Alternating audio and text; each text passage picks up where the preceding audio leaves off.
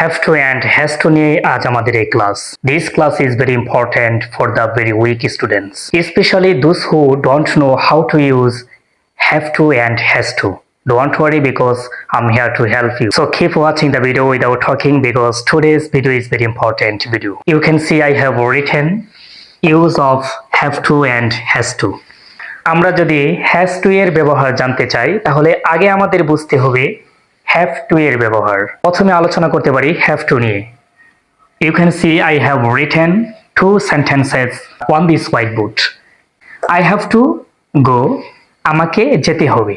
যখনই আমরা বোঝাবো যে আমাকে যেতেই হবে, আমাকে আসতেই হবে, আমাকে কোনো কিছু করতেই হবে, তখন কিন্তু আমরা have to নিতে পারি। এক্সাম্পল হিসেবে আমরা এই সেন্টেন্সটাই নিতে পারি যে I have to go.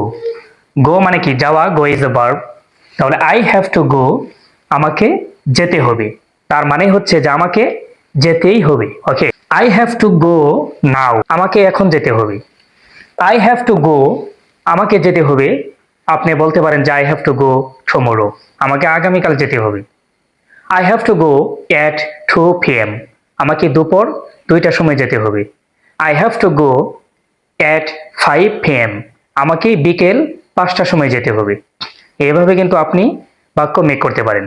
তাহলে যখন আমরা বলছি যে I have to go now, আমাকে এখন যেতে হবে, কিন্তু আপনি বলতে পারেন যে I have to go tomorrow, আমাকে আগামীকাল যেতে হবে। আপনি এখানে ভার্ব চেঞ্জ করতে পারেন যে go থেকে come, I have to come, আমাকে আসতে হবে।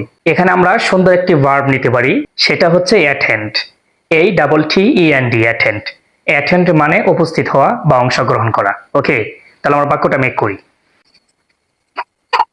We have to attend, we মানে কি আমরা, তাহলে আমাদেরকে we have to attend, আমাদেরকে উপস্থিত হতে হবে। We have to attend, আমাদের উপস্থিত হতে হবে। The office, অফিসে, আমাদের অফিসে উপস্থিত হতেই হবে। ওকে, we have to attend the office, অফিসের জায়গায় মিটিং বলতে পারেন, প্রোগ্রাম বলতে পারেন। We have to attend the meeting, we have to attend the program, আমাদের প্রোগ্রামে উপস্থিত হতে হবে। We have to attend the meeting tomorrow, আমাদের আগামীকাল মিটিংয়ে উপস্থিত হতে হবে। আমরা কিন্তু আগামীকাল বলতে কিন্তু ফিউচার টেন্স ইউজ করছি, কারণ হ্যাভ টু দিয়ে present tense and future tense দুইভাবে কিন্তু আমরা ব্যবহার করতে পারি। তো এখানে আপনি অ্যাটেন্ড না দিয়ে আপনি এখানে গো ভার্ব ইউজ করতে পারেন যে we have to go to the office. তো যখন আমরা এখানে গো ইউজ করব তখন কিন্তু এখানে প্রিপোজিশন হিসেবে টু ইউজ হবে।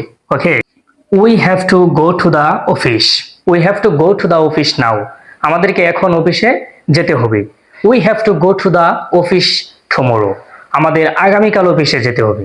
এখন কথা হচ্ছে আমাদের এই পজিটিভ বাক্যগুলোকে কিভাবে আমরা না বোধক করব, অর্থাৎ নেগেটিভ করব। তাহলে আমরা নেগেটিভ কিভাবে করতে পারি? আমাকে যেতে হবে না। দেখুন, I don't have to go, আমাকে যেতে হবে না। তাহলে I don't have to go, don't কোথা থেকে আসলো? ডু নট থেকে।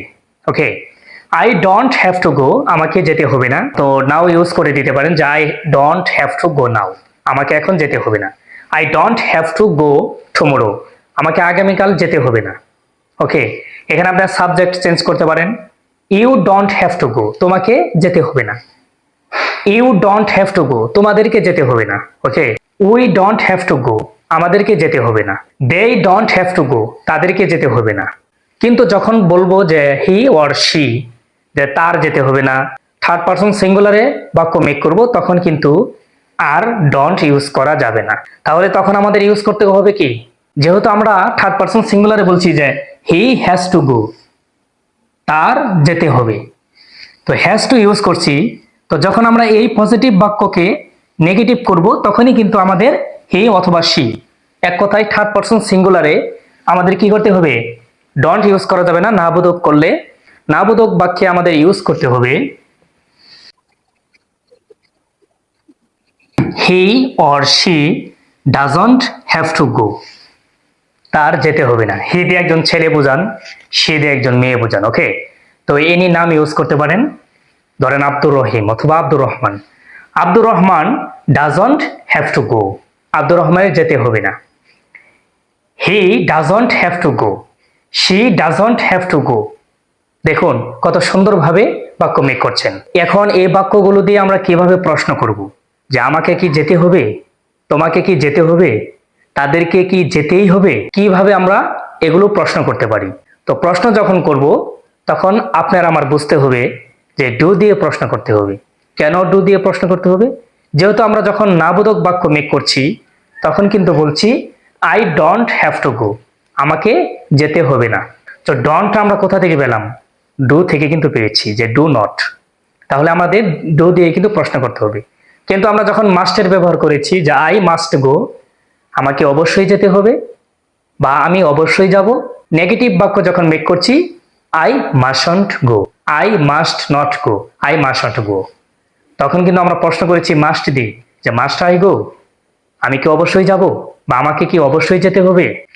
কিন্তু এখন যেহেতু বাক্যটাকে আমরা ডন্ট দিয়ে মেক করছি, না বোধকে, যে I don't have to go, আমাকে যেতে হবে না, তাহলে সেখানে আমরা ডু দিয়ে প্রশ্ন করতে হবে। Do I have to go, আমাকে কি যেতে হবে। Do you have to go, তোমাকে কি যেতে হবে। ডু দেই হ্যাভ টু গো, তাদেরকে কি যেতে হবে। আপনি উত্তর দিতে পারেন yes I have to go, হ্যাঁ আমাকে যেতে হবে। No I don't have to go. Yes you have to go, no you don't have to go. কত সুন্দরভাবে বাক্য মেক করছি। এখানে আপনি ভার্ব চেঞ্জ করেন, তো গো এর জায়গায় ইট দিতে পারেন, যে do I have to eat, আমাকে কি খেতে হবে। আর do they have to eat, তাদেরকে কি খেতে হবে। বাক্য একটু বড় করতে পারেন, do they have to eat the food, খাবারটি কি তাদেরকে খেতে হবে। Yes they have to eat the food, no they don't have to eat the food.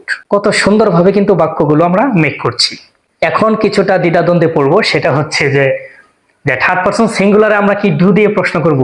না, থার্ড পারসন সিঙ্গুলারে আমরা ডু দিয়ে প্রশ্ন করতে পারি না।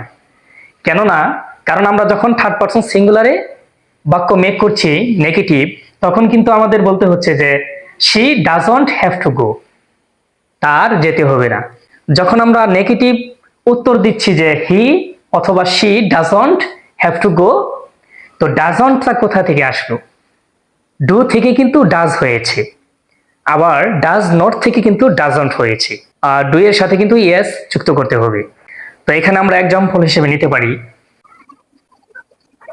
এখানে খাম ইউজ করলাম কারণ ভার্ব শুধু গো দিয়েই বাক্য মেক করছি, ঠিক আছে।